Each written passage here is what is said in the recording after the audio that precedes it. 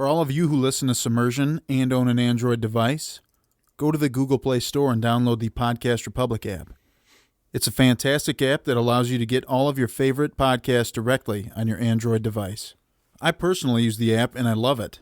I can search for the podcast I want to listen to, select it as a favorite, and have it just a click away. Make sure to select Submersion as a favorite so you don't miss any of our new episodes. Again, the app is the Podcast Republic app, available on Android devices. Episode 121. Woo! We're Pretty getting up. excited. Wow, Brom, you do not look excited, but Oh, I don't want to blow up Jamie's spot. I feel like he's the woo guy. That's what they call me. Especially when I lived in Worcester, Massachusetts, a.k.a. Wow. the Woo. Big woo. boom, boom. Yeah, dude, it's we've been a little sporadic lately with our releases, with our recordings. We've been non-existent on social media. We're busy. We're busy people, I guess. But we're back tonight. Special. For 3. It is special. We don't have a really long cycle. Usually we got some pretty long cycles. But what's right around the corner? Halloween. Favorite? Is it your favorite holiday? It's not my favorite holiday. It's not my favorite. I think it sucks. None of ours? Wow. That's a bold statement. I wouldn't say it necessarily sucks. I don't like dressing up for it. Yeah. What's your favorite, though, Brom? Probably Christmas. Christmas. Classic. Get time off school, get time off work, whatever station in life. It's just a great time. And whether you're in the boat where you like receiving gifts or whether you like giving gifts or a little bit of both, it's just awesome time of year. Halloween, though, I don't like dressing up all that much for the costumes. I always do I'll go to Walmart and buy just like solid color sweats, and then I'll be a blade of grass or something. Or one year I was a member of the Blue Man group. I just got blue sweats and I reuse blue? them. Yeah, I painted my face blue. Then the following year I did Tobias from Arrested Development. Oh, man. Which was just me dressed as a Blue Man group again, but with a mustache this time. I like the idea that you just have a closet full of solid sweatsuits. And I that wear you look them. around and you go, what will I be this year? I'll be a banana. And you put on your yellow sweatshirt. They're good grubbies for mowing the grass and doing lawn work and stuff like that. So they still get used. Somebody's like, is that a blade of grass cutting the grass? Is that a blue man out there cutting his lawn? Right. That is so meta. Yeah, what about you, Kai? What's your favorite holiday? Favorite holiday? Yeah, it's probably, I'd have to say it's probably Christmas also. Classic, yeah. No, mine's Thanksgiving. Give thanks. Eat food. Football. America. Yeah. Nap. Also time off. All the good stuff. That's it. The one problem with something like July 4th. July 4th, great, fun. Fireworks, overrated, but still pretty good. Beer, fun. Great. But no time off, generally. I mean, you get the day, but it could be in the middle of the week. Yeah. Granted, if I were still in college and I were telling you my favorite holiday, it would hands down be St. Patty's Day. Oh, well. That's where it's at. But those times have come and gone, and I don't think I could handle it. Now our favorite holiday is Halloween because it's probably the only holiday where we actually can get themed submarine movies out of it. There's no like Christmas submarine film, right? Yet, before we write it. We could look. We'll have to look and see what we can find. I would love one where it was a submarine hunting Santa during Christmas. Oh, that'd be pretty fun. It's pretty good. You try to blow them out of the air with the exactly. SLBM. Santa submarine. Okay. You taking notes on that? Yeah. For my next movie. Taking down Santa. Yeah. We'll work on it. We're going to workshop that one. But we got Halloween. We got Halloween themed cycle for days. Literally just a couple days because there's only 2 movies that we're doing, right? There's not a third one, but we figured out. No. Just 2. And this will be the first of 2. And it's pretty spooky. So get ready for that stuff. It is spooky. And there he is. Speaking of spooky, that guy's got a spooky shirt on right there. What's going on with that? Oh, a lot of things going on right now. Got the cat in the window. I was gonna say, man, you're over there playing with the blinds again. Yeah, she's. The weather's too nice right now. She's kind of fickle whether she wants to actually come in or not. Yeah, really nice. Like 75. Wow. Are you for real? It's been 32 and raining all day. No, gorgeous weather. Worst, yeah. Gorgeous The weather. rowing team was out on Silver Lake today. I'm like, these people are dedicated. It's raining. It's 32. They're rowing. What? She made her decision. She came in. And the shirt, the Beer's Worth of Banter guys released their weekly episode, and their top six, their 6-pack was worst bands of all time. And Joe fired shots by naming Korn as one of his top 6 bands. So with it being Halloween, I'm wearing my spooky Korn shirt, which was the soundtrack of my high school and college years. So Would that be You're a active yellow rebellion against your friends? That would be a Yes. yellow Like it. yellow sweatsuit? Or Yellow would you sweatsuit. go green, more green, like where they got the husk? Oh, if I had to dress as Korn, I'd probably go yellow sweatshirt and green sweatpants. Or you could do a yellow sweatsuit with like a green, like hoodie, unzipped hoodie. Yeah, that would work. Ooh, I that'd be like good, that. too. I like that. Got the husk coming off of there. Yeah, that'd be pretty good. I like that idea a lot. But yeah, they threw Korn under the bus. I think he cited because the Falling Away From Me video. Yeah, that video. That one. Right, that don't one. know. No, Freak I on don't a even Leash. know Freak on a Leash, the one where the girl plays hopscotch off of a cliff. What? That sounds good. He said I didn't listen to much Korn, honestly, but- it scared the crap out of him as a young child, and Oh, really? yeah, it was a creepy animated music video. I think that's the one he was talking about. Well, dude, I definitely need to check that out then. Yeah, I haven't listened to him in many years, but definitely had my Korn days. So it's like your baby. salad days. Yeah, They're your corn days. I think Jamie, you're getting this confused. There's a band called Korn, Right. and it's not a food. And there's a band called Salad. I can only guess. I'm sure there's a band. I'm sure. Why not? I'm sure. Dive. What began as an innocent conversation among friends would soon spiral out of control and later be referred to by future generations as the eighth wonder of the modern world. Mac East Studios takes you on the journey of your lifetime as your captains, the artist formerly known as Brom, Jamie the Ointment, Kyle El Capitan, and the Gruesome Twosome present Submersion.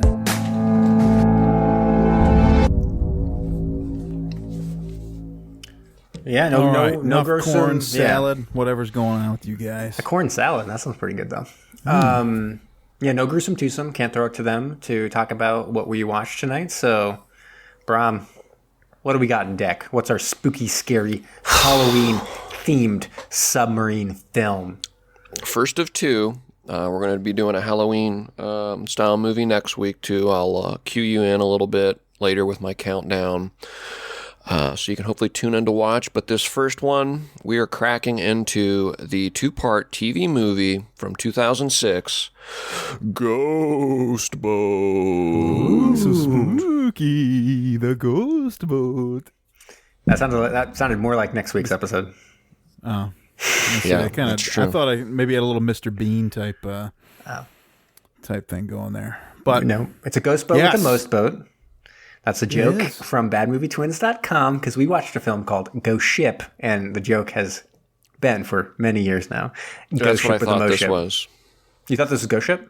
I thought this was Ghost Ship that we were watching. Ghost Ship is an interesting movie where most of it is garbage, but the opening seen it. scene is incredibly good.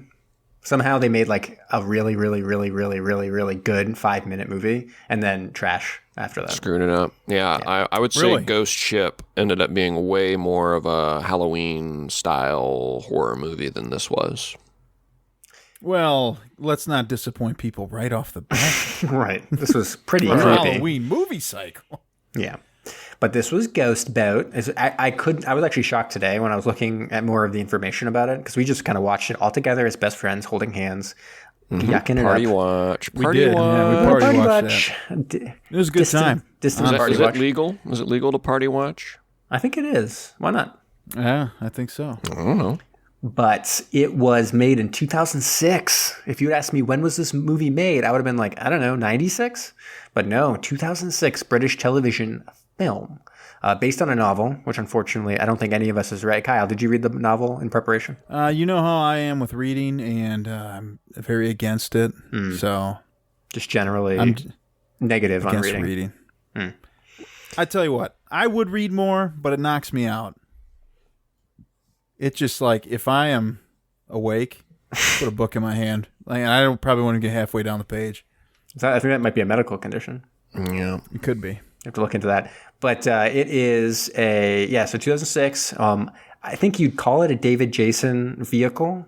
He is, I guess, a well-regarded British actor. I didn't really know too much about him. Did you guys know David Jason much?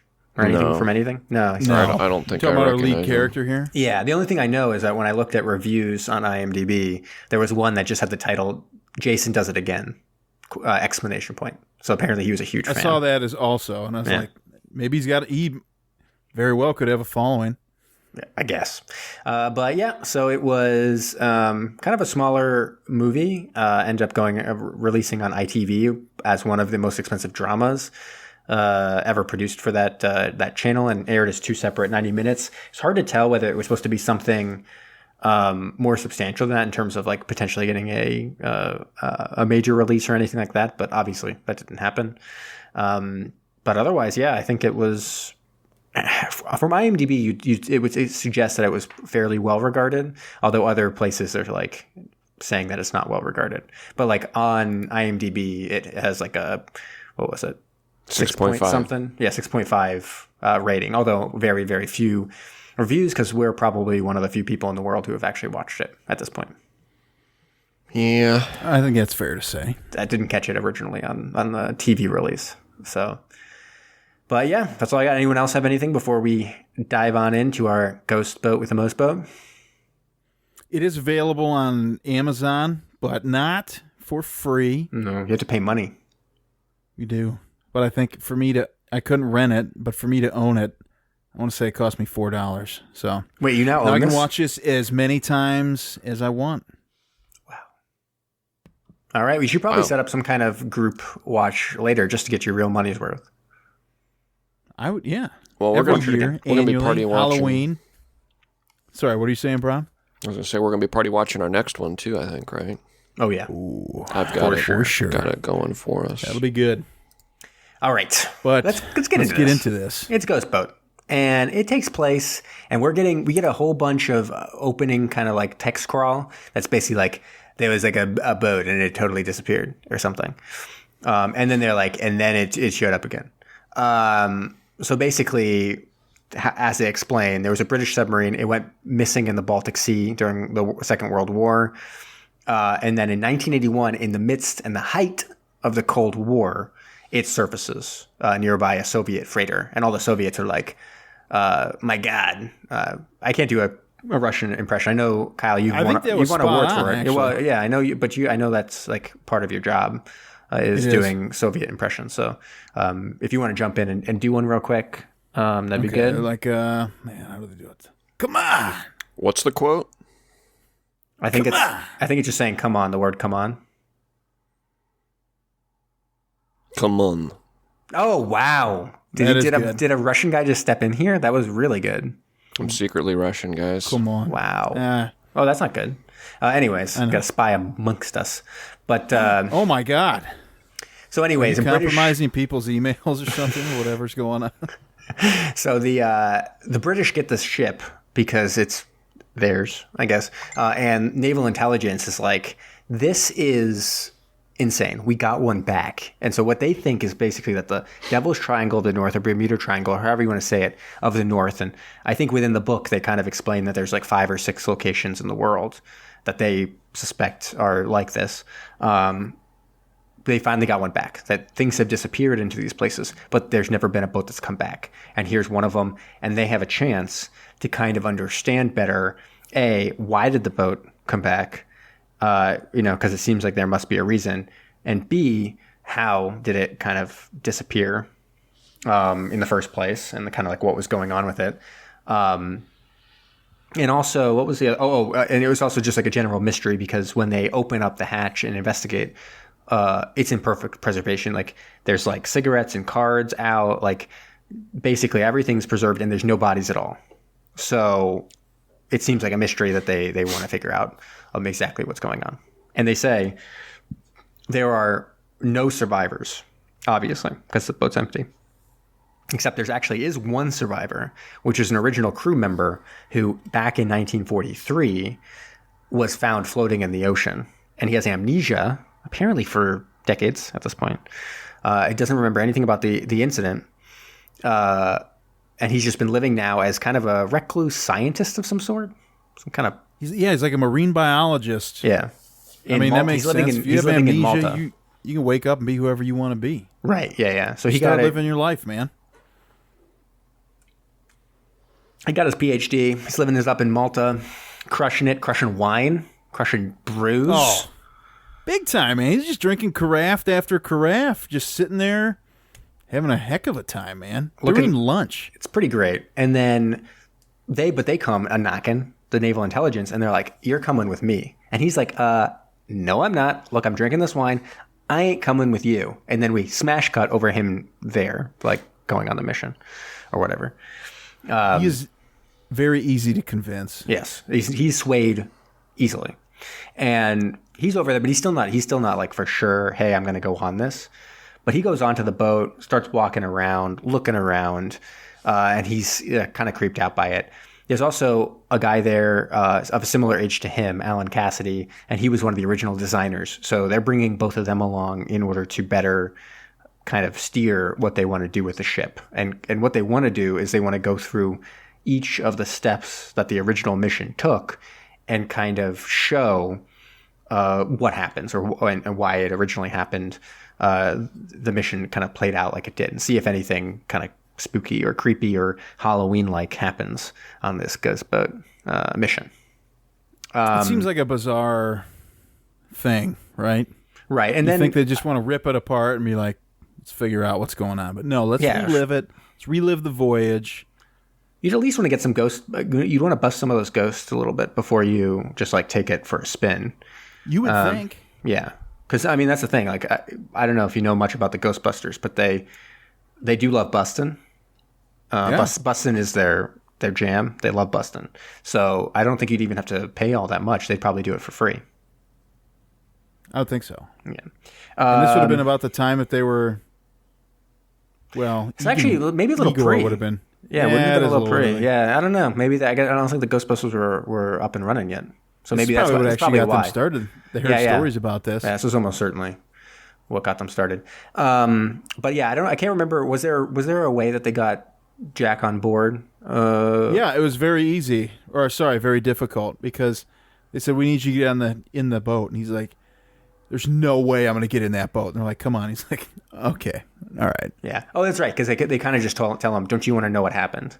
And eventually he relents. He's like, yeah, I kind of do want to know what happened.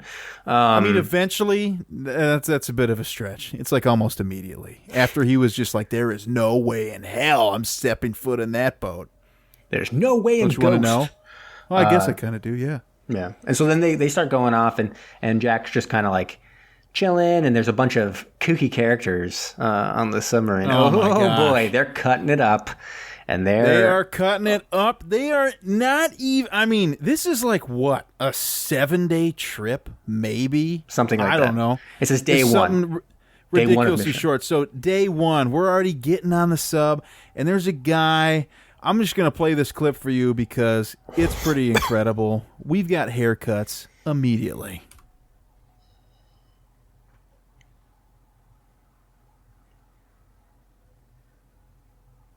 Looking good, Dave. Really nice. I mean, what is that? I mean, they would have just started the voyage, and you got to get a haircut. Yeah, couldn't hear the clip on we our didn't, end. We didn't but, hear it, but that's okay. That's fine. I did see it in the movie, and we went back and rewatched it. I think it was the only thing we rewound and watched again.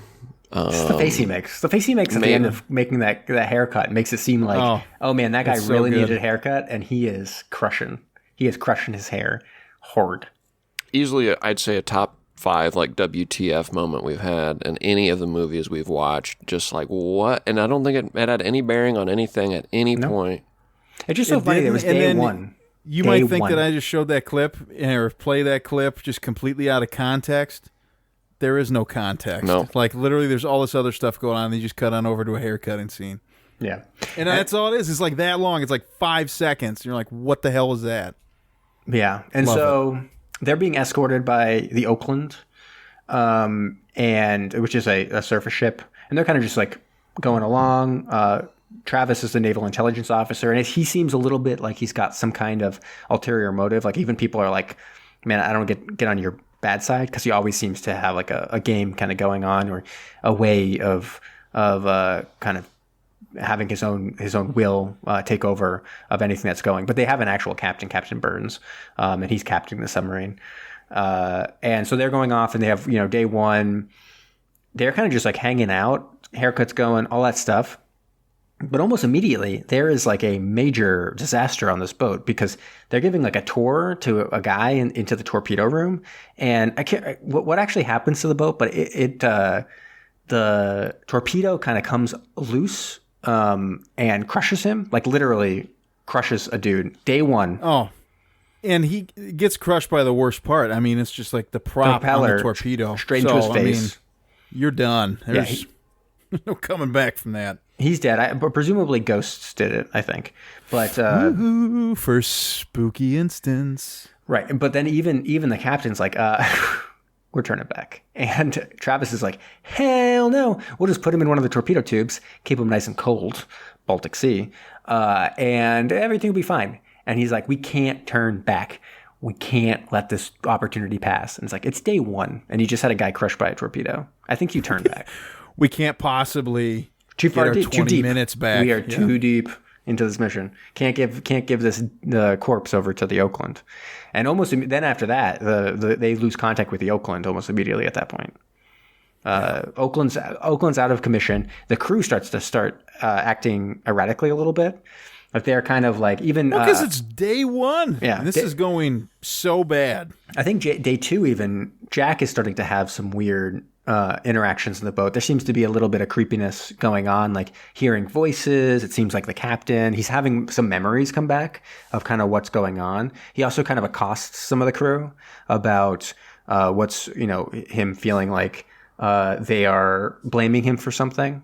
He's kind of like going back in time in his mind to the events of the previous thing. And he kind of reveals, I got someone killed. Just like that kid got killed by the submarine while I was showing him around. I was supposed to be doing a drill, but I was being punished, and I had to stay up like day after day after day. They were forcing me to stay up and not sleep, and I made a mistake during this drill, and a kid got his face crushed by the torpedo, whatever, closed the lid or whatever. The hatch. It sprung open and hit him in the face and killed him. And so everyone on the boat hated me after that, and I was like, but he doesn't say it punished. This relaxed, Jamie. Not at all. He comes out and he is just like guns blazing right up to the captain. We got the clip. Let's just do it.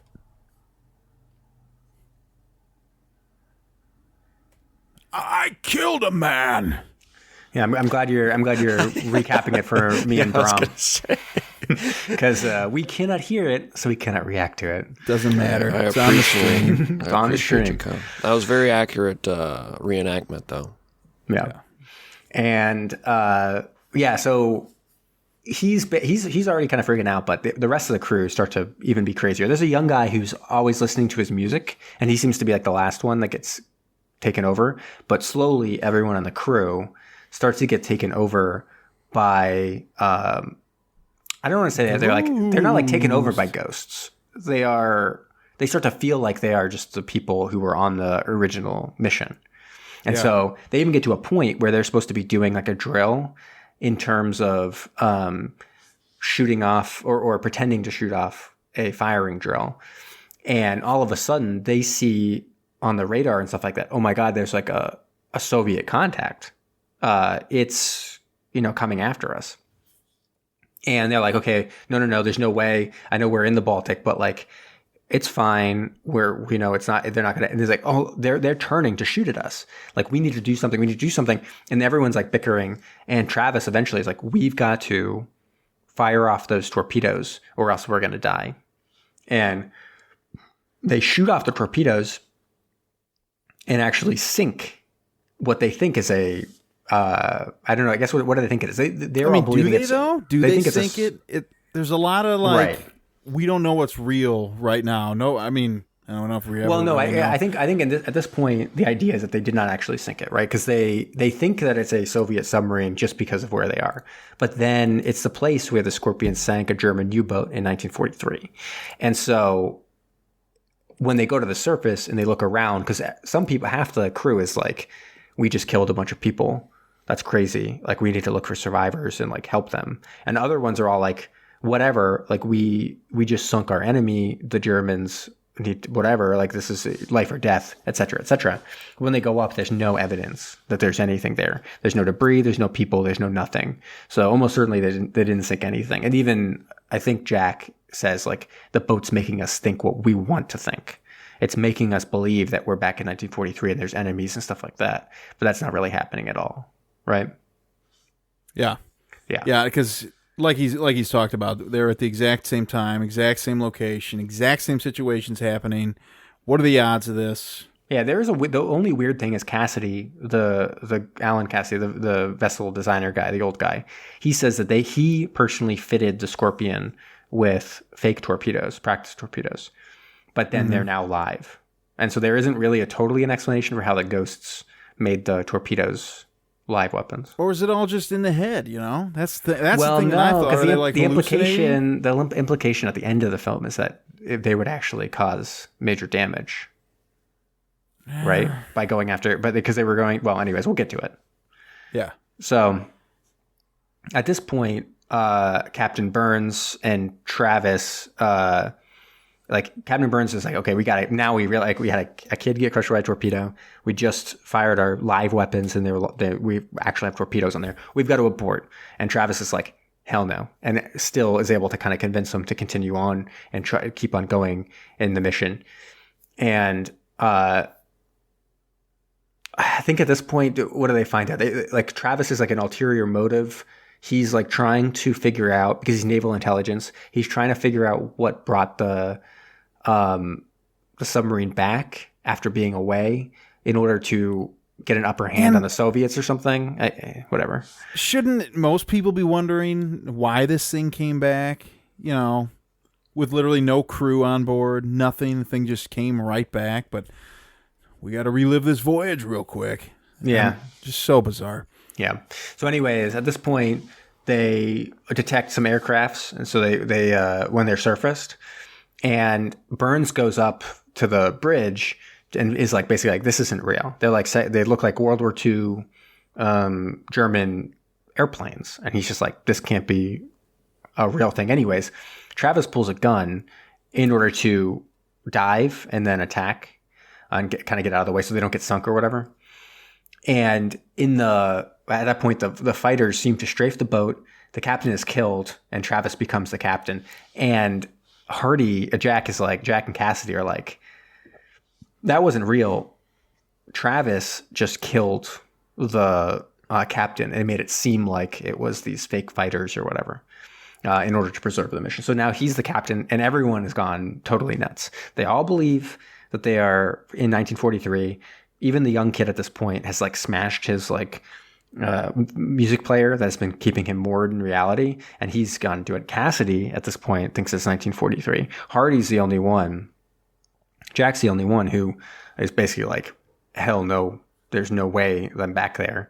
I understand everything that's going on. And basically Travis has become this terrible captain that nearly destroyed us the first time I was on here. Now is going to destroy me the second time. As it going on. Anyways, they start going and they're going to go after, what are they going to do? They're going to torpedo a Soviet city or something, Kaliningrad. They're going to go around Denmark they're already in there, and they're going to go after this Soviet like naval yard in Kaliningrad. And basically Hardy realizes that it's going to start a nuclear war, right? If they do that. Yeah. Because this is why it's the torpedoes must be real, or I guess they must be real. They must be real.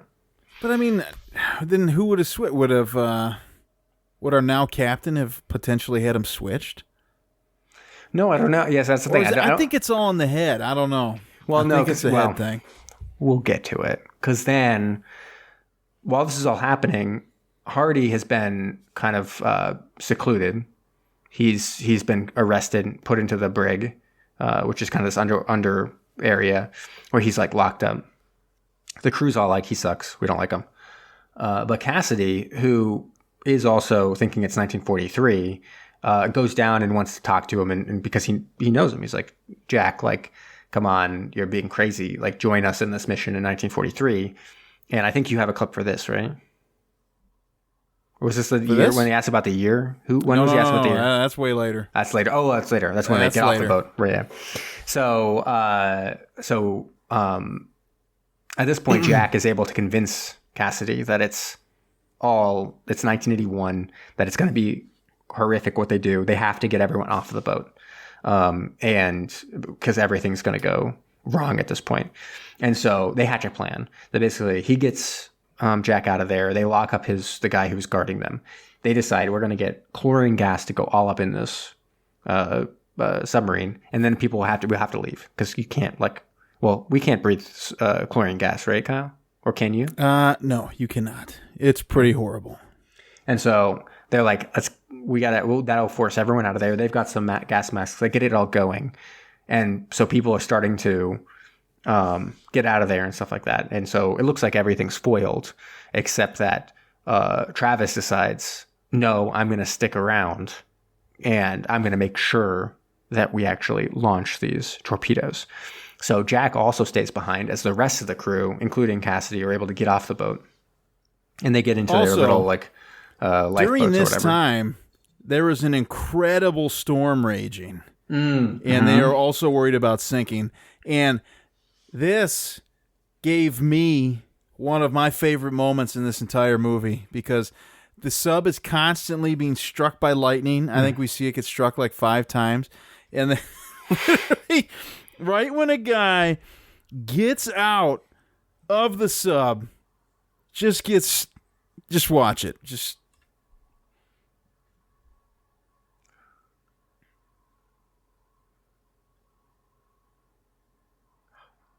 I'm not watching it, but I know it's good. Immediately zapped, immediately falls off the side of the sub. Everybody's like, forget about him, man. Yeah, they don't even react. So Kyle, let's sounded like imagine a bug zapper, like a bzz. Yeah, it did. Let's imagine we're on a submarine. Not hard to imagine since we are on a submarine, right? So let's imagine on this submarine that we're all on at this moment, in different rooms, streaming live, in the submarine, that there was a storm and we had to leave, right? Are you imagining it, Kyle? Mm-hmm. Okay, we get out of there. We get out of the submarine, right? And I'm going to go first. Kyle, you stay here. Brahm, you stay here. You guys, love you guys. We hug. We high five a bunch, whatever. And then I start running across the submarine. And then a lightning bolt hits me and I fall into the water. What would your reaction be? Well, I guess we have to be like, sorry, man.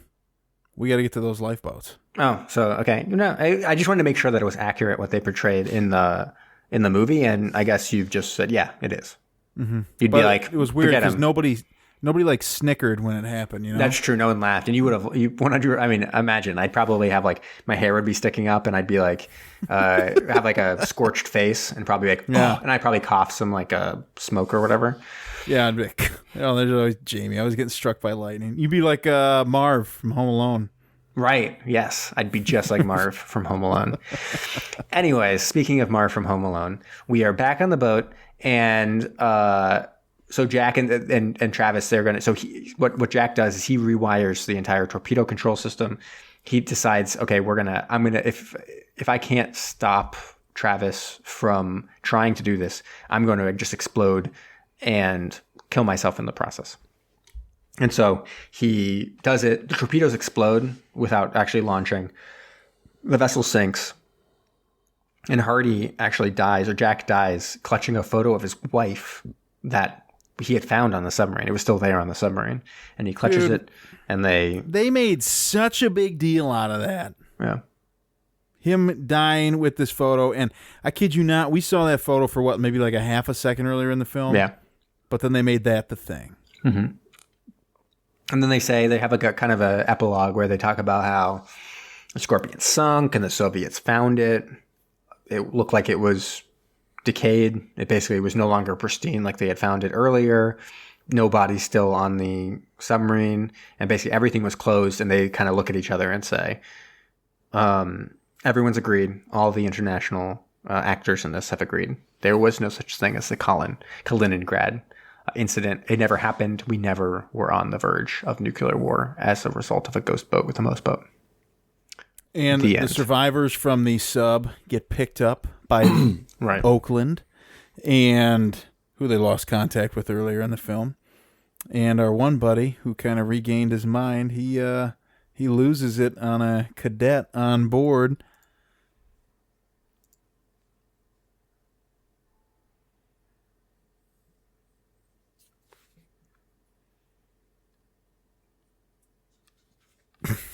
He just stares that guy down.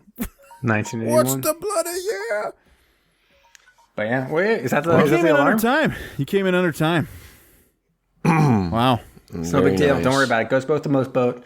2 episodes in the books. Lots of ghosts. Really spooky. Scariest movie I ever saw? Yes. Second scariest movie I ever saw? Yeah. So both episodes, top 2. Amazing. That is Ghost Boat. With the Moose Boat. With the Moose Boat.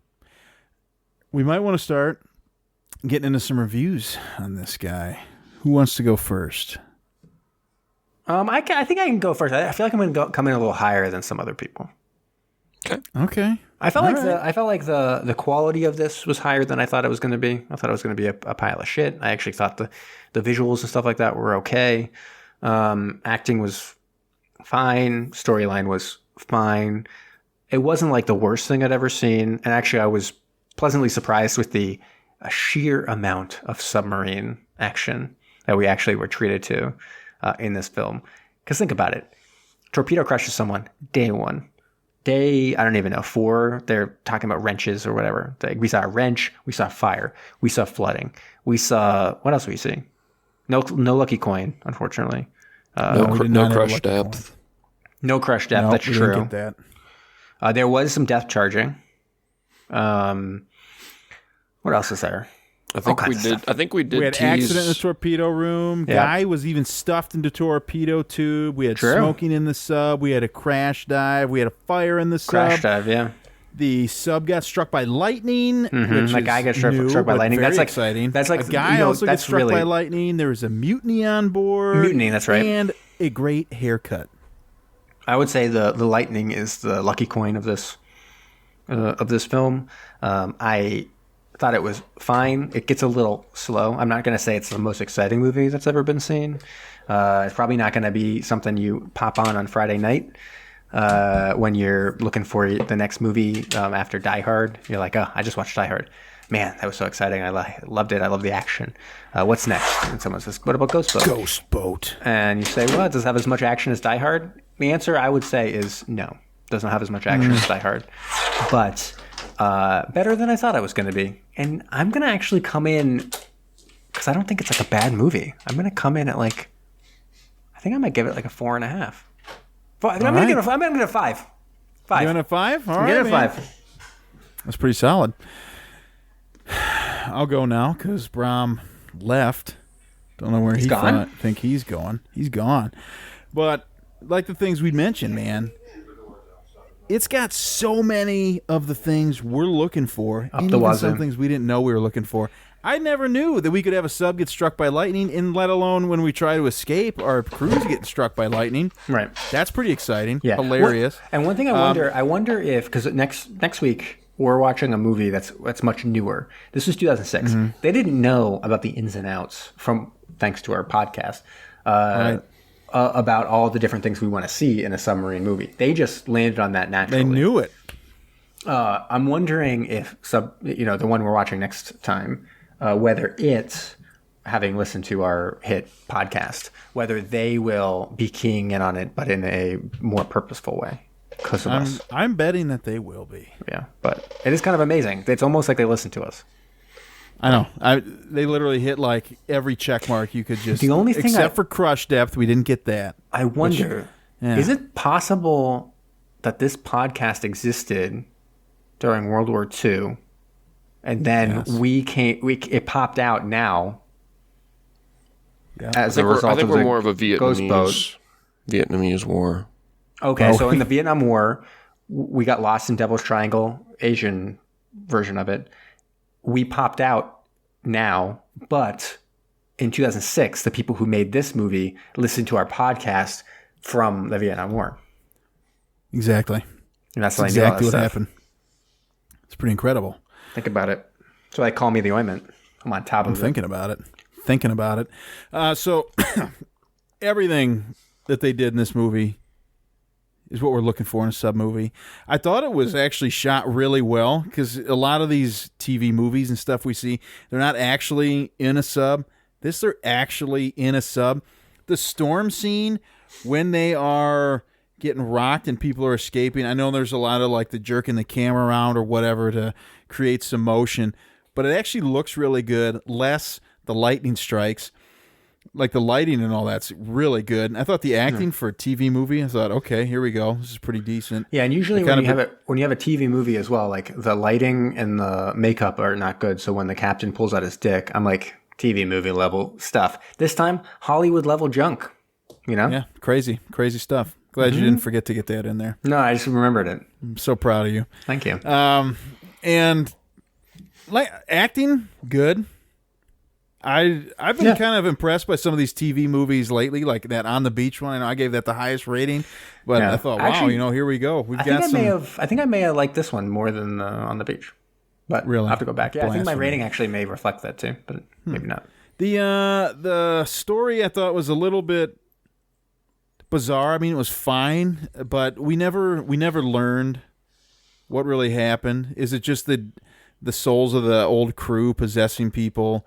And I mean, I guess you got to chalk it up to the Devil's Triangle, whatever, but way better than I thought it was going to be. I thought it was going to be trash, and then I was pleasantly surprised. Like you said, it's slow in some parts and whatever, but I mean, there's so many competencies here with how it's made and how it's presented. So I'm going to come in at like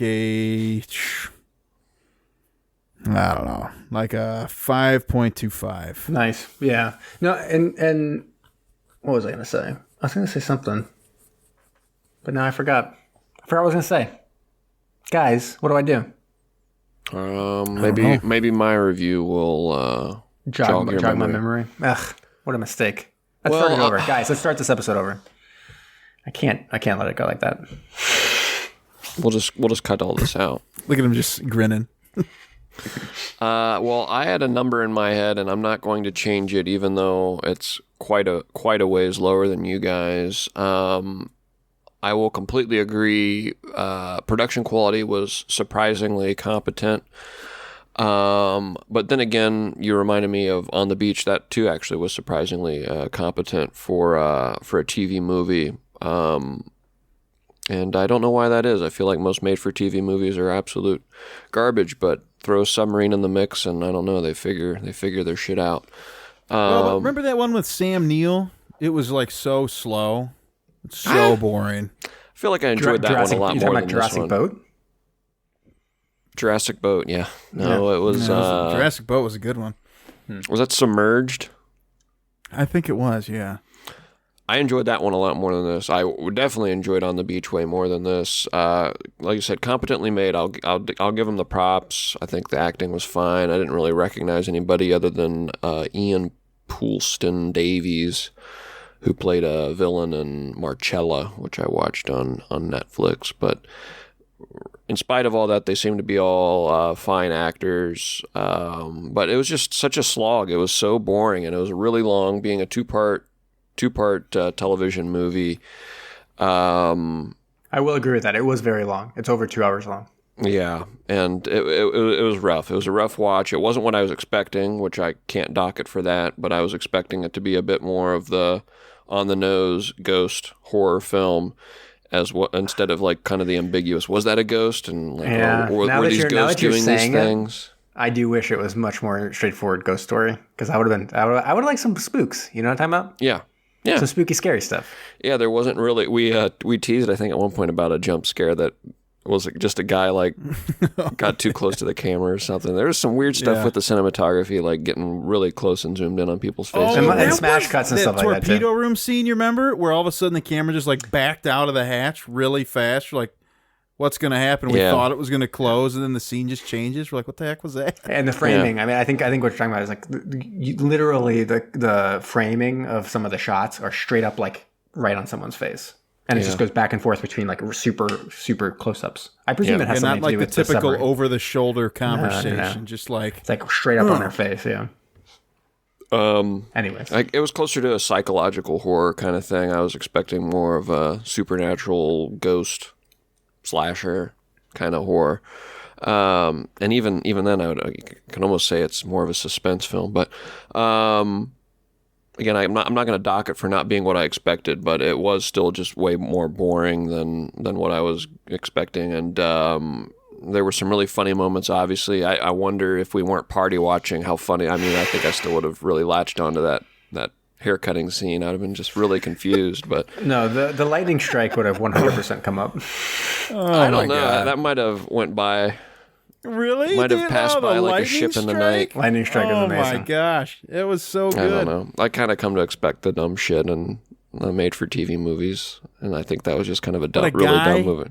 Getting out of the sub and immediately getting struck by lightning. You'd expect that. I mean, come on, man. Yeah, and that sound effect, like it literally sounds like a bug zapper. Like it was boring. It was boring. Too long. I'm going to give it a 3. All right. I feel like you may have raised it. I feel like you were heading for a 2.5, but I had a 2. You're right. I had a 2.5. I'm going to give it a 3 because I think you were right with the production quality, which I honestly very respectable production quality. I did, and I remembered what I was going to say. Did you? So Kyle, you were talking about why the ship came back and stuff like that, and asking that question. And I do think it's kind of a funny thing to try to think through, because like obviously this is I don't know, I guess some kind of evil. It's the boat. Well, no, I'm saying like the area that they disappeared in is kind of like an evil place, that they've taken this boat and they return it just in time to potentially cause a nuclear war. Like it's foiled by Jack. And it's interesting too, because like, Jack, you have to come along. And he's the only reason why they don't succeed in starting the nuclear war, right? So like the bad guy is the person who convinces the person who foils the plan in the end. But it's just weird that this like non-specific, non-human, non-thinking entity, Devil's Triangle, seems to return the submarine explicitly to try to start a nuclear war. What does it care? Or does it even do it to start the nuclear war? Or is it just like, hey, they keep on implying that they don't know why. There must be a reason why this thing was returned. And then I know, but we never get it. Well, maybe it'll come up later. Maybe. In the sequel, Ghost Boat 2, even more ghosts. I like that. Any amount of ghosts would be more. It's true. One ghost. Yeah, seriously. I was expecting at least one ghost, right? Yeah.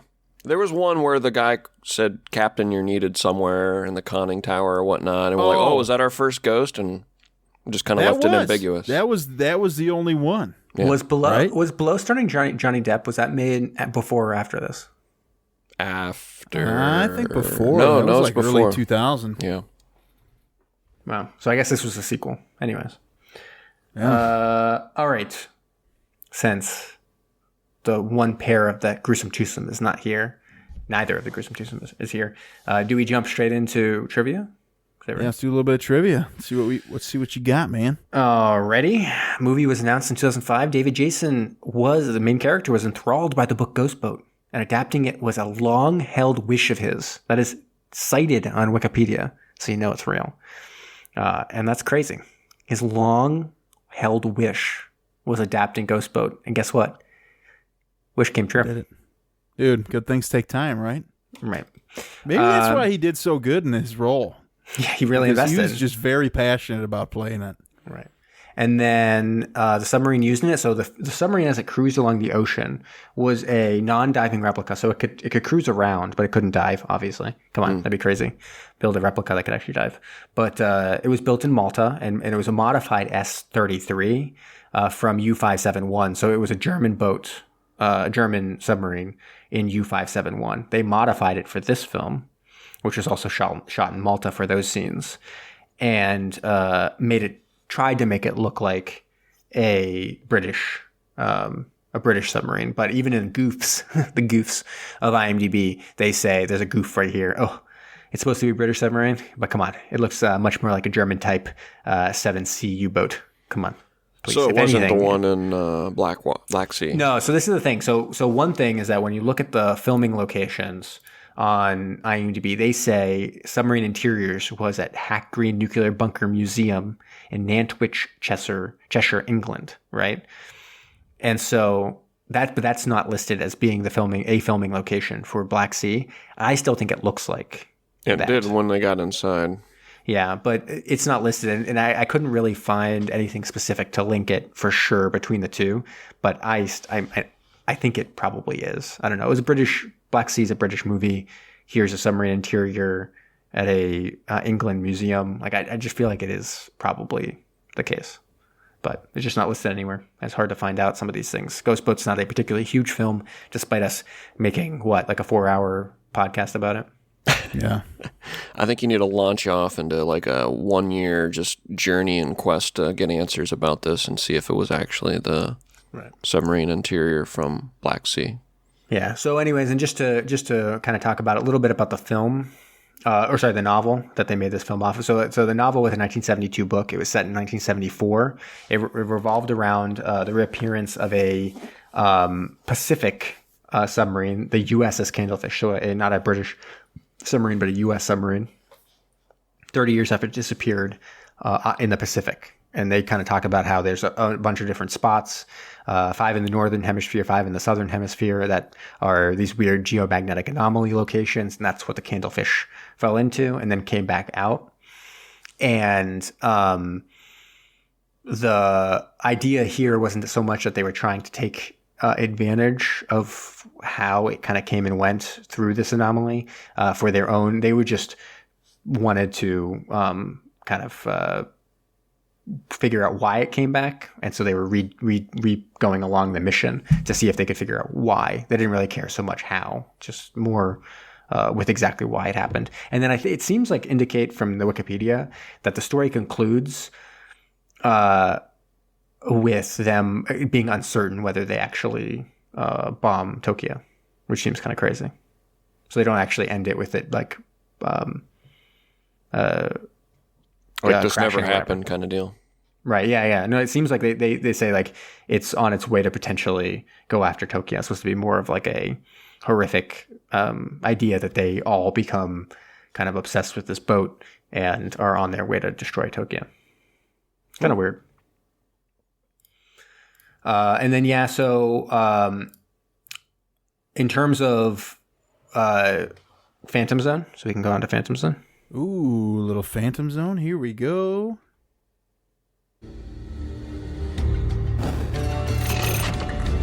Engage the Phantom. Phantom's engaged, sir. So I really did kind of an easy one, but it had a reason for it. So Soviet general in this, one of the generals, I think that's either first sees it or is the one kind of like being like, what's going on? At the end, is played by Viktor Sobchak. And Viktor Sobchak is a Russian broadcaster in Sky Captain, The World of Tomorrow, which I've used before because the planes in Sky Captain can dive into the water and become submarines. So it's close enough. And usually I don't use it for that reason. Like, are they really submarines? It's kind of like saying like Star Trek, the Enterprise becomes a submarine because it can go underwater briefly. Really? Come on. Wasn't that brought up? That was brought up a while ago. That's been brought up occasionally. So anyway, Sky Captain is one I try to avoid, but it had Jude Law in it, and I was like, ooh, I want to talk about Black Sea because it was set in the same submarine. But then I found out that it wasn't really potentially set on that submarine, so it's not as interesting. But anyways, that's why I chose to go with Sky Captain. Sky Captain of Tomorrow? Langston? Yeah. I know. I guess the more interesting thing I probably should have talked about is the connection. Did you guys know about the connection to Ed Harris? Oh, no, I did not. So he actually wrote the movie, but he took his name off the project. So originally, Ghost Boat was supposed to be a autobiographical, a biopic, or biopic, if you want to call it that. And it was all about his own life. I don't know if you knew this, but kind of early in his career, he was a mime, and he performed mostly on cruise ships. And so he was called the Ghost because the white makeup for being a mime, and also because he was so good at it that you would get lost in his performances and actually be so taken in by it that it was like you were possessed by a ghost. So they called him the Ghost. And the boats he performed on were called ghost boats, and that's kind of where the name came from. But eventually, because they realized we don't have the money, we want to make this a TV movie. They didn't have the budget to buy Ed Harris's life story. I mean, who does? But this movie certainly didn't. And so he eventually said no way and took his talents elsewhere, and they made this movie instead. It's kind of interesting because Ed Harris eventually did make that movie, his biopic. He called it. Have you guys seen it? It's called The Rock. Have you seen this one? Oh, yeah. Mm-hmm. So that's what he eventually adapted Ghost Boat into that. It's kind of weird because I think they cut a lot of the backstory of him being a mime on a boat. It's kind of more it was supposed to be in the beginning of the film. The first hour of the film was going to be concerning his time as a mime. And then I think it was supposed to weave in how he becomes kind of disillusioned with the United States, you know? I believe it because all we see from him in The Rock is just raw anger and hate. Right. Yeah. So that But also. I mean, you don't understand why. But granted, if we had that mime backstory, I think you'd really know what's going on. Right, and I think it would make a lot more sense with the character too, because when you think about it, like mimes, they have to breathe, they have to kind of express emotion, but without words. And by the end of the movie, you're seeing Ed Harris express his anger through words, and you're supposed to see how his character's evolved over time. You know what I'm saying? Oh, I completely understand. Yeah, I did have one. Incredible. I did have one trivia, by the way, that I forgot to do. Oh, do you? Yeah. So name that actor. So this was one, and I kind of like this just for what it ends. Name that actor. They're going to give you a line from a movie, and you have to name the actor that said the line. Kind of seems like a tough one, right? For example, Ghost Boat? Well, no. Oh. It has something to do with Ghost Boat, and you'll see. But for example, you're going to need a bigger boat. Does anyone get that one? Yeah, but no, you get to name the actor. God, I just bought this movie on 4K. Yeah, see, it's a tough one. Richard Dreyfuss? No, Richard Dreyfuss is not the guy who says you're going to need a bigger boat. It's the main character. Roy Scheider. Or like Mrs. Robinson, you're trying to seduce me, aren't you? Mrs. Robinson, you're trying to seduce me, aren't you? Oh, Robin Williams, Mrs. Doubtfire.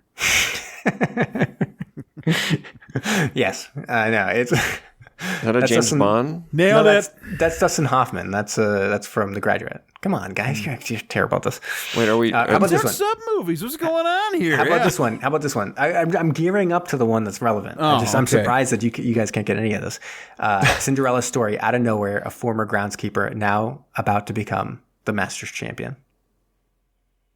Cinderella story. Out of nowhere, a former groundskeeper. Morgan Freeman. Now about to become the Masters champion. Can you even name the movie this one's from? Good Will Hunting? No, what? It's Caddyshack. Of it. It's Caddyshack? It's Caddyshack. It's Bill Murray. Oh my God. Okay. Anyways, you're definitely not going to get it then. The one that's actually relevant to the movie we watched. I'm the ghost with the most, babe. I'm the ghost with the most, babe. Ghost Rider. Nick Cage. Ghost. If only they should. Not Ghost. That would have been great. really fun at the end. But no. Come on. I'm the ghost with the most. Bruce Willis, Sixth Sense. Okay, I'll give you another hint. If you say his name 3 times, not the actor, the character. If you say his name 3 times. Biggie Smalls.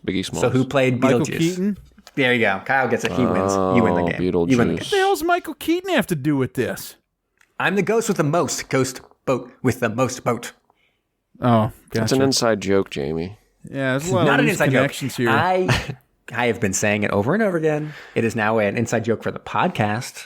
Oh, okay. All right. It's like a lucky coin. That's like saying lucky coin's an inside joke, Jamie. That's true. That's true.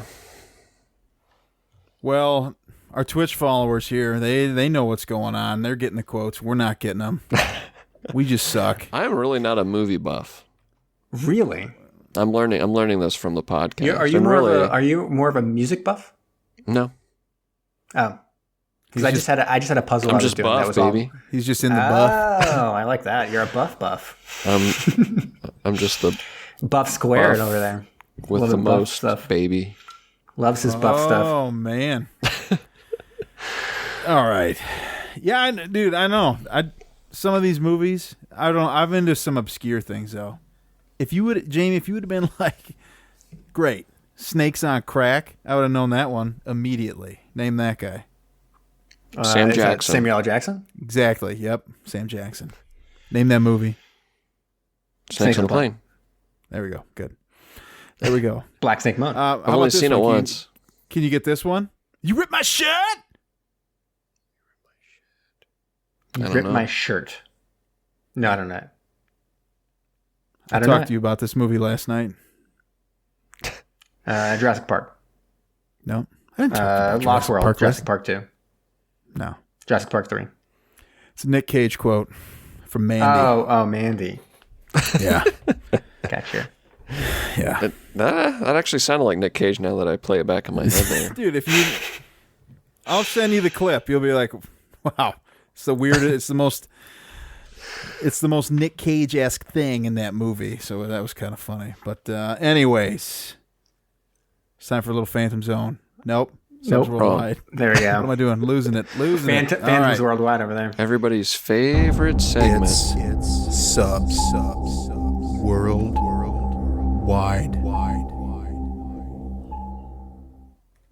So I know a lot of times people are like, wow, Kyle, you're a total piece of trash. You don't even have a segment anymore. But I was like, you know what? I got to have a segment for you guys tonight.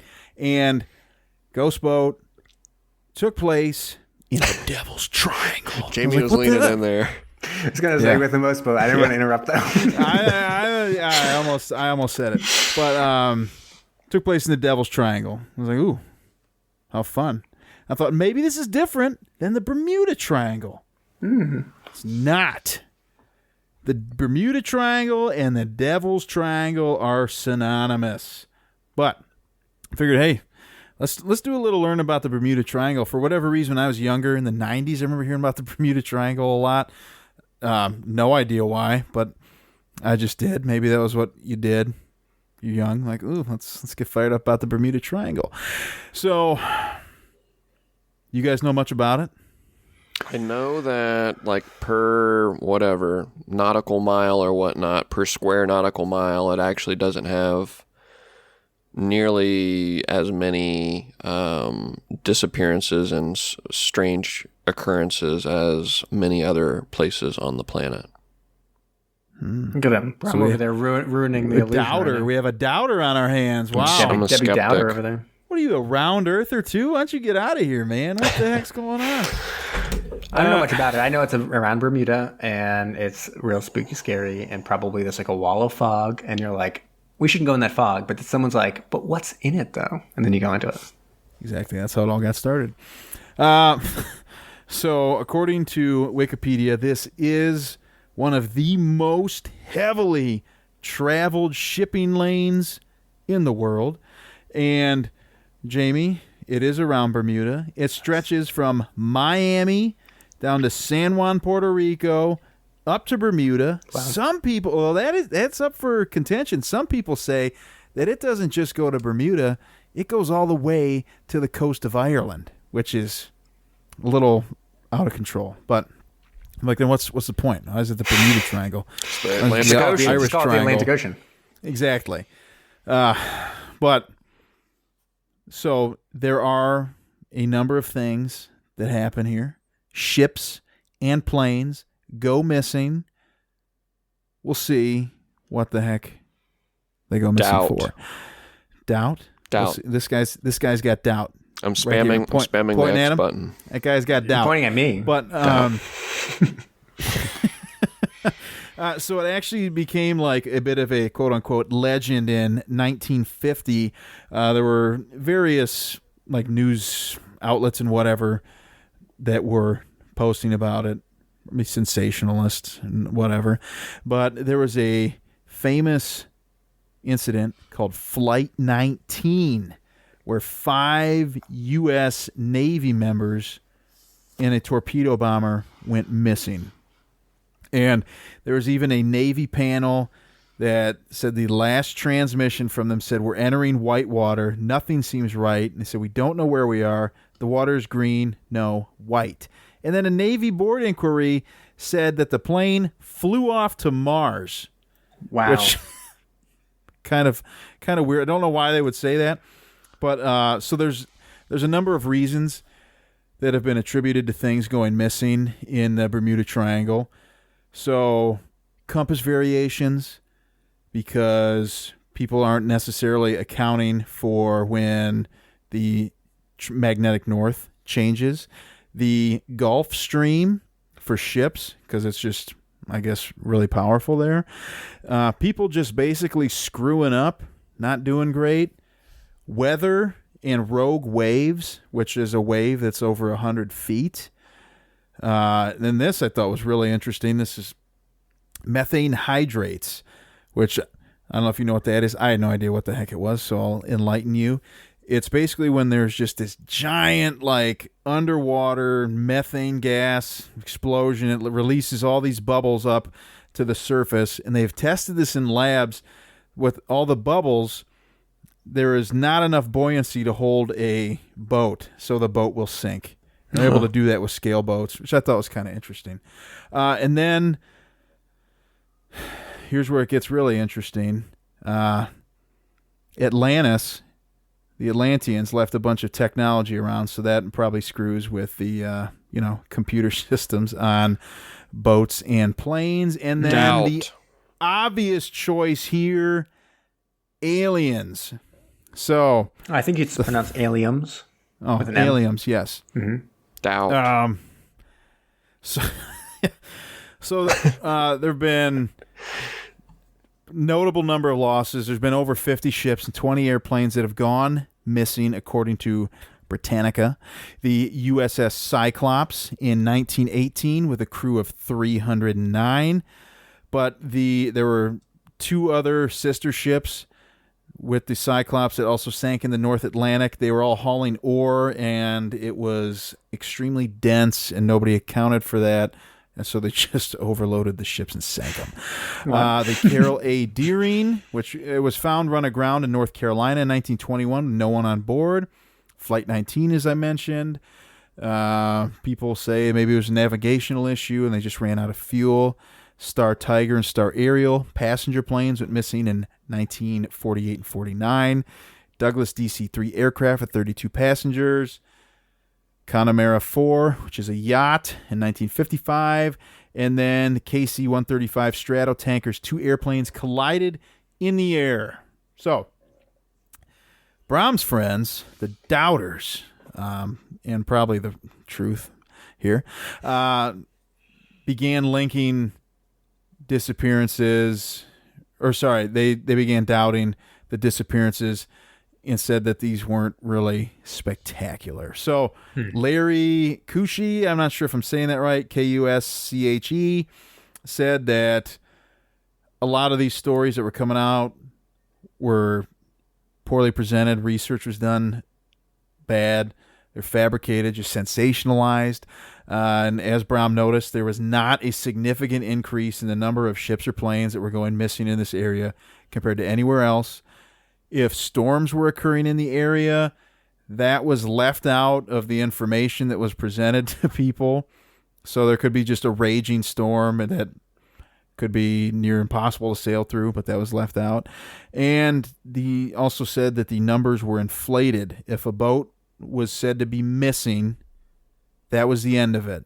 If it showed back up, which happened, they didn't They didn't say that it was found. It was just gone, you know? That is and then suspect reporting. I know. And then I found a article by WWF, not the World Wrestling Federation, which went away. World quite a while ago. Wildlife Foundation. Yes, which is called South China Sea, Mediterranean, and North Sea are shipping accidents hotspots. This is from June 7th, 2013 by Dr. Simon Walmsley. He's a marine manager of WWF International. So they listed some of the most dangerous waters for shipping.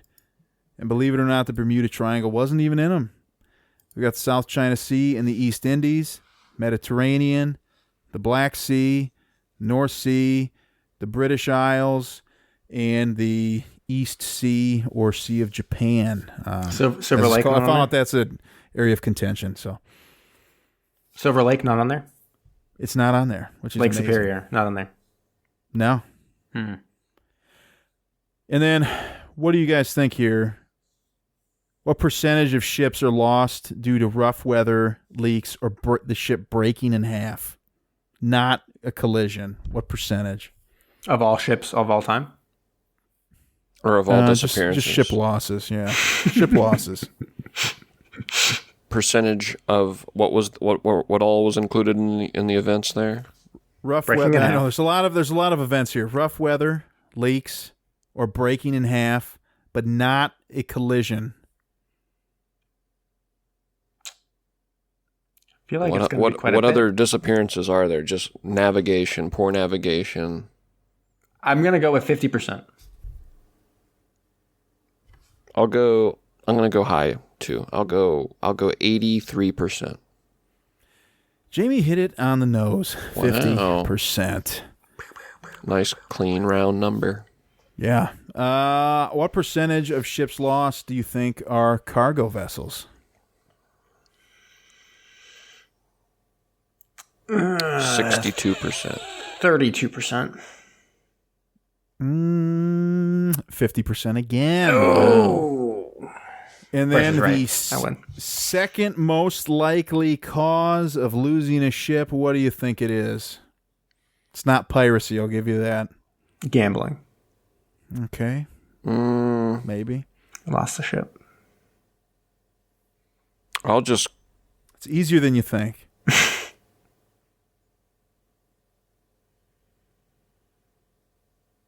I don't know. Just getting lost. Hitting an underwater obstruction. Oh, okay. Like a mine or like a Sure. spike that you not that like you a put rock, in the water. a mine, yeah. Right. Yeah. Or Exactly. like a long pole that I've put in the water to get ships to crash. Something like that to booby trap the water, yeah. Right. Exactly, that's it. That's Subs Worldwide Wow. for the A lot of Devil's research there. Triangle.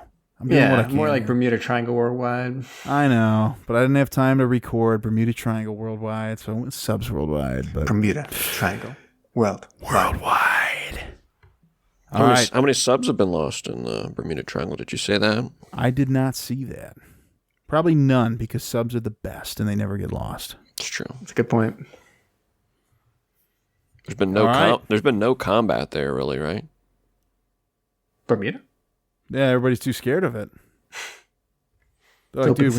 we know it's not a thing, but we don't want to be the one who is the statistic. Yeah, they're all Brahms. They're like, we don't even believe it, but then look at it and they're like, you know what? We're just going to go around it. Yeah. I'm ready. Alrighty. You ready? Yes. You ready? Yes. Tube 3 ready to fire, sir. Commence the countdown.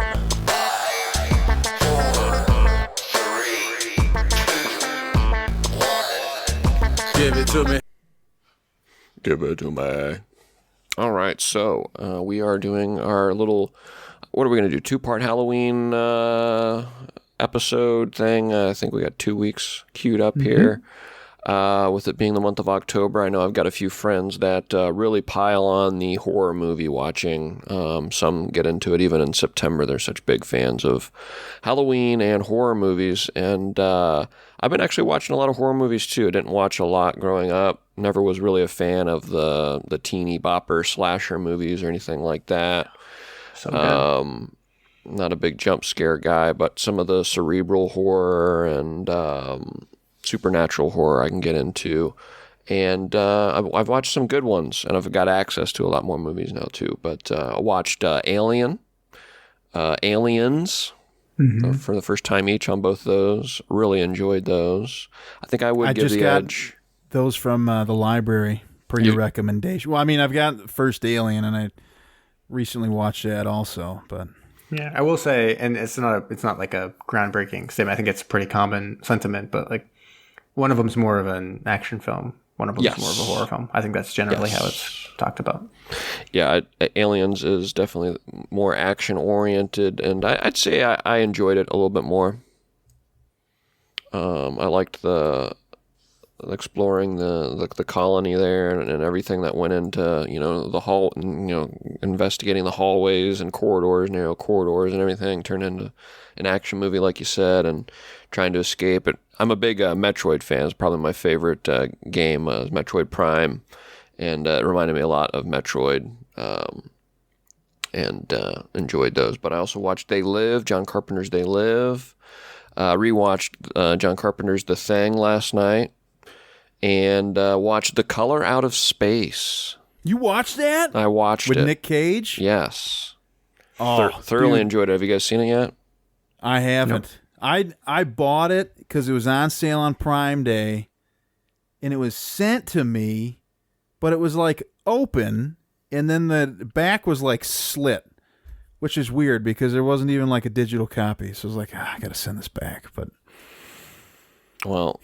Delayed, unfortunately for you there, but when you do get to watch it, I'd love to hear what you think about it. I think you'll enjoy it, especially as a big Nick Cage fan. Brom, I'll tell you this, because you know one of the producers is on that? No. Elijah Wood. Oh, really?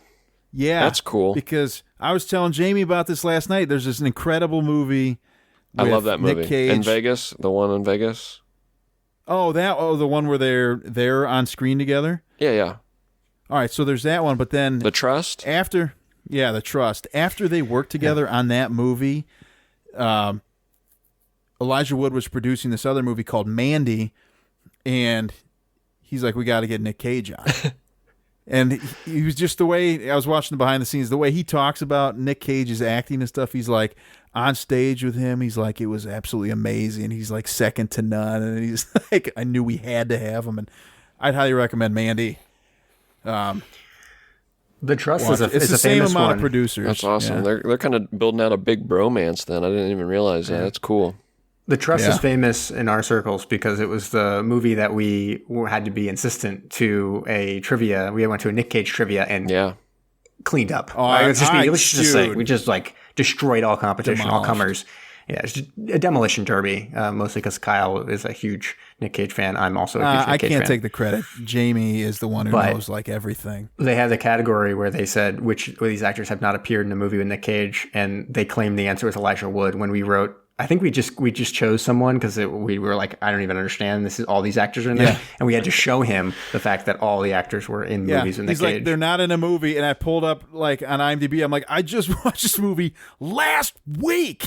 He's like, well, how new is it? I'm like, it's like 4 years old, and then he even told us. He was like yelling. He's like, no, I'm the one running it. Like it's like the answers, and we're just like, you can't just say wrong answers though. Yeah, it was great. It was so funny though because he didn't give us the points, right? But he's like, you guys are so far ahead, it doesn't even matter. It's like, why do you care? Why are you caring about this? You actually shared this story with me, I think, on one of my very first episodes on the podcast. That's how I learned that you were a big Nick Cage heads. Oh boy! Now we're just coming all around. We're doing a full circle. We started over on the podcast. Yeah, I actually had to double check because now let's get to my countdown here. I needed to double check that I had not done this before. I don't think I have, but I'm counting down top 10 horror movies. You guys can jump into these and watch them leading up to Halloween here. This list comes from Thrillist.com. I found the Rotten Tomatoes one, and I don't know, it's funky. I don't know if it just needs more time to kind of settle out, but it's kind of got your aggregate scores from critics and whatnot, and it doesn't look like the numbers make sense, or it just doesn't add up in any way. And well, like it's tough. I mean, Rotten Tomatoes isn't going to make a lot of sense if you go back too far back. The numbers are all like retrospective and stuff. Yeah, right. And the top 2 movies are Us and Get Out. Yeah, so it's going to be all time. Yeah, it's going to be a little skewed. And I'm like, okay, I think those are fine movies, but I don't think they're 1, 2. So we're going with Thrillist top 10 here. Number 10, Alien, 1979, the very first in the series. As I said, I think I've mentioned it before. I used to watch that, and Predator pretty frequently when I go and dog sit for my brother. Love those movies. Only referendum on the little caption that they gave, little blurb here. They mention and conclude with that the alien creature had disturbingly sexual assaults on the crewmates. I don't really feel like I agree with that. I don't recall that. No. Unless they're referring to the head crab thing that, shoves the I guess maybe its tail down their throats, but I don't know. It's a bit of a stretch.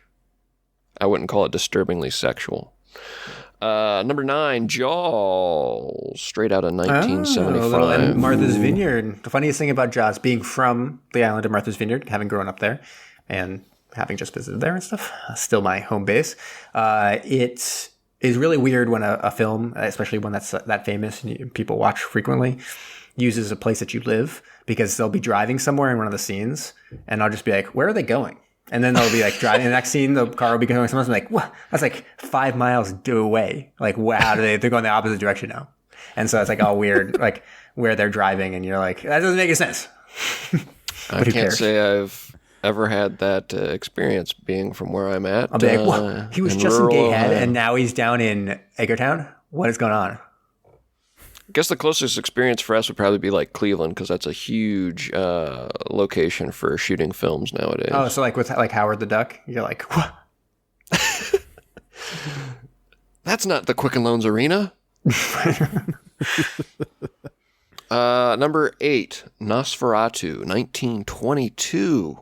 Ooh, classic. And I guess this is as good a time as any to mention that we will be watching for next week the submarine film Subferatu. Oh, new film, right? Isn't it new? It is new. New-ish? 2020 film. 2020 film Subferatu. Don't even know where you guys can check it out, but I think it's on Prime. I think it's rentable on Prime, I think. Okay. Or rentable on something. There is a place you can rent it. Is this the one that we talked about a while ago? That's made by like college students or something? No. That was a lesbian vampire one, I think. Right. Yeah. But all right.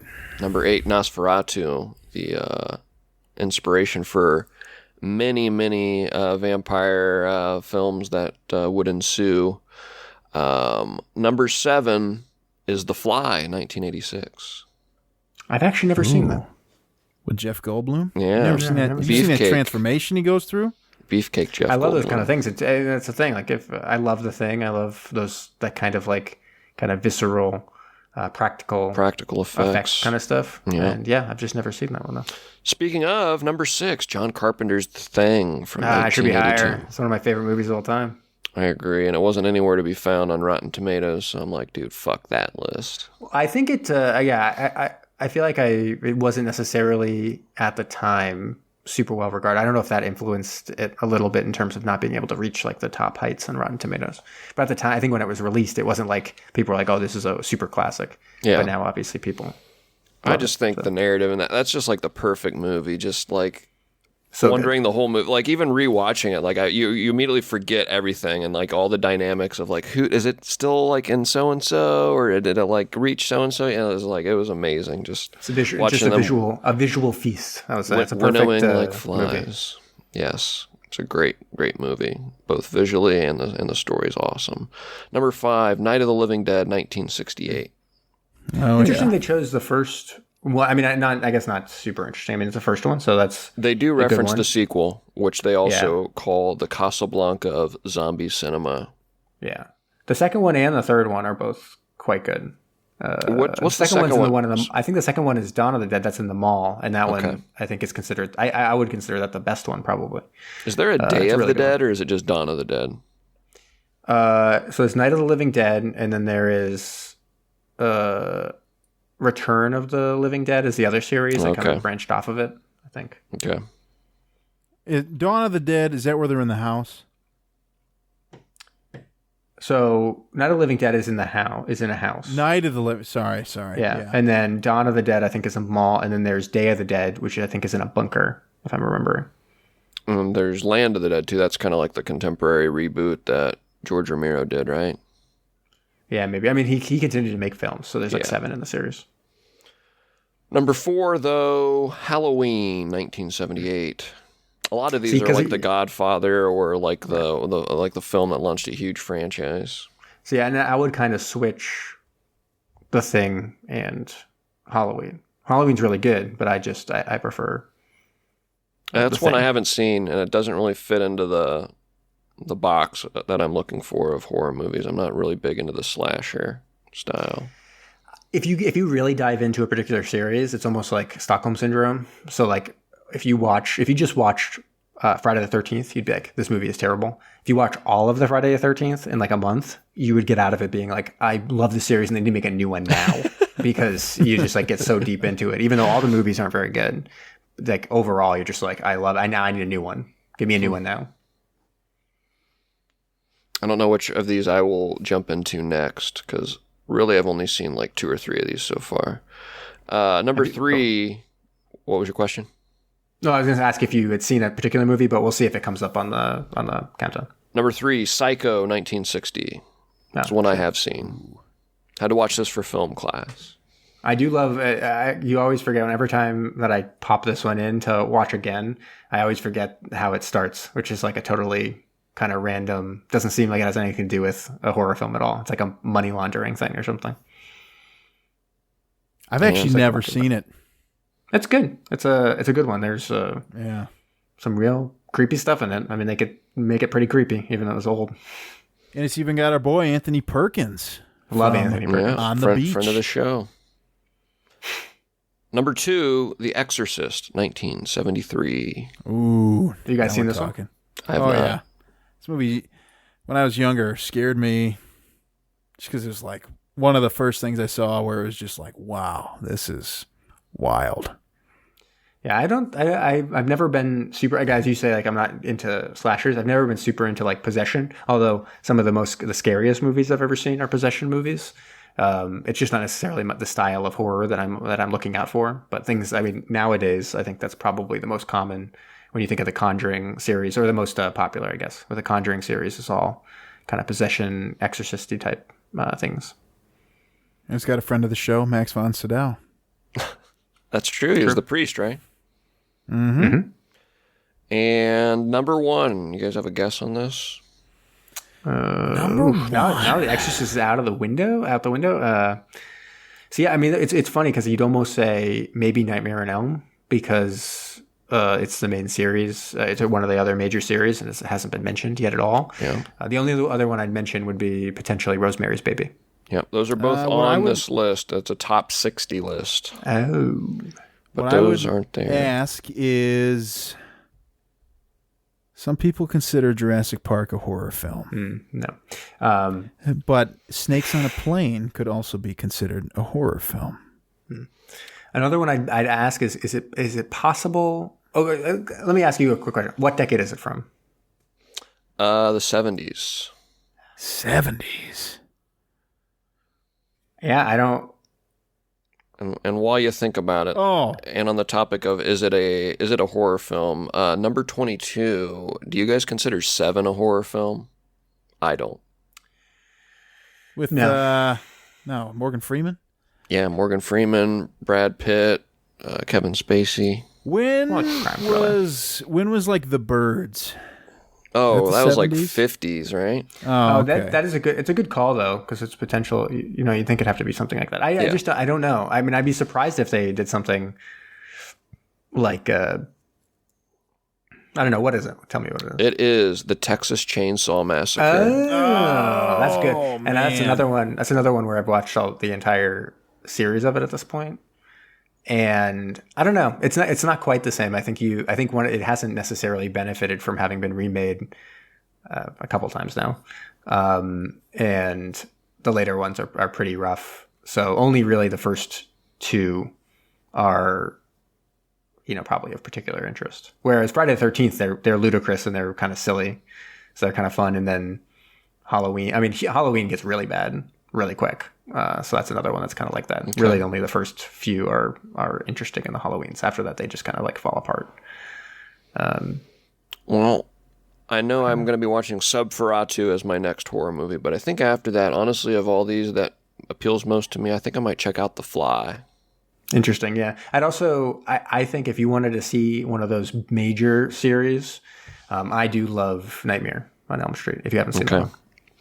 Yeah, I've seen one of them. I can't remember if it was the first one or not, and I was way too young to really keep my eyes on the screen without because that's another one elsewhere in the room.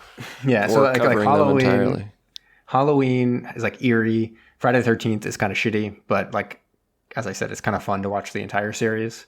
I would say if you wanted something visual, almost like The Thing is visual, Nightmare is a really good one. I think it's visually just like really striking. And a lot of the entries in that series are visually very striking. Really interesting films. Noted. Almost as visually striking as the lightning strike in the movie we just watched. Oh my gosh. That was visually second to none. Striking. Very striking. You'd mentioned Rosemary's Baby. That was in at 13. Yeah, it's a good one. Ooh. The original Wicker Man's on here, number 17. I just got that from the library because it's supposed to be amazing. Yeah. The OG. I also was gifted the Nick Cage one on Blu-ray, and that one that's even more amazing to watch. The Wicker Man, I'd be interested to find out what you think of the original Wicker Man. It's a real weird film. Oh yeah. I've seen it a couple times. It's a real weird film, and it's again talk about like what I think this is a horror film. I'd be interested to see your take on whether it's a horror film. It almost plays like a I don't know, like a folk music video. I don't even know. Like, oh yeah, it's a real odd movie where it's just like a lot of folk music and like people dancing and like nudity and like animals and stuff. It's real weird. Interesting. Well, I know there's a lot of there's a lot of stuff with the original film because they've never been able to find the original cut of the film that the directors made, and he's been trying for years to get what he originally intended, but it was cut down, and they've been able to get some of it back, but he can't get all of it. It's just lost. You're talking about that Nick Cage version of it? Yeah. Really should have had a lot more in there. Yeah. The bees! That scene was originally 2 hours long. I would have loved that. All right. Anything else? Subferatu, lightning strikes, haircuts, lucky coins, torpedo people and torpedoes, dead people and torpedoes, crushed by torpedoes. What else we got?